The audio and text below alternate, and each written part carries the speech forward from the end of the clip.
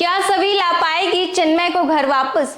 क्या सभी छोड़ देगी ईशान को? मैं हूं खुशी सिंह और आप सभी का स्वागत करती हूं टेलीटशन पर।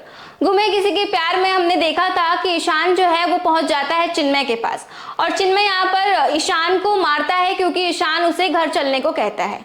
अक्कर साहब को जब ये बात पता चलती है कि चिन्मय पुणे में है, वो ये सुनकर काफी ज्यादा इमोशनल हो जाती है और बहुत याद करती है अपने बेटे चिन्मय को।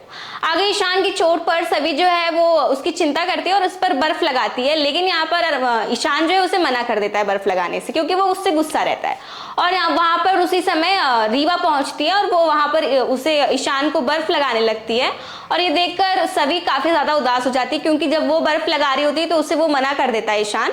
पर अब जब रीवा आई है और रीवा उसे बर्फ लगा रही है तो वो उसे लगाने दे रहा है, तो इस बात से वो काफी ज्यादा नाराज हो जाती है। आगे आने वाले एपिसोड में हम देखेंगे कि चिन्मय अपनी माँ से कहता है कि अगर वो चाहती है कि वो घर वापस आ जाए तो यहाँ पर वो एक शर्त रखता है और कहता है कि वो उसकी जो जमीन है, उसके नाम जो वो जमीन है, वो चाहता है कि वो उसके नाम ही रहे और वो उसके पिता उसको उस जमीन को बेचने दे।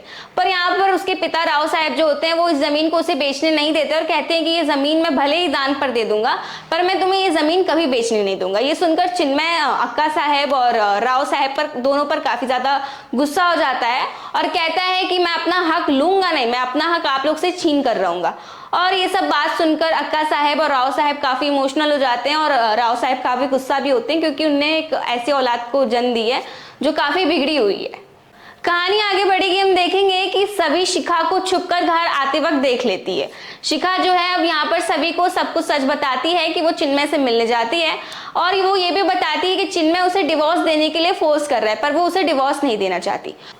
वहीं शिखा जो है वो सभी से पूछती है कि अगर तुम्हें ईशान को छोड़ने कहा जाए, अगर तुम्हारी बहन ठीक हो जाती है तो क्या तुम सच में ईशान को छोड़कर चली जाओगी? पर इस सब बातों को सभी टाल देती है और इसका जवाब नहीं देती है। सभी शिखा को एक आइडिया देती है कि अगर वो चिन्मय को घर वापस लाना चाहती है तो उसके लिए एक आइडिया देती है और कहती है कि हम कैसे भी कर एक बार चिन्मय को घर वापस लाएंगे तो हमें इस बात को पता चल जाएगा कि आखिर दिक्कत क्या है, आखिर प्रॉब्लम क्या है।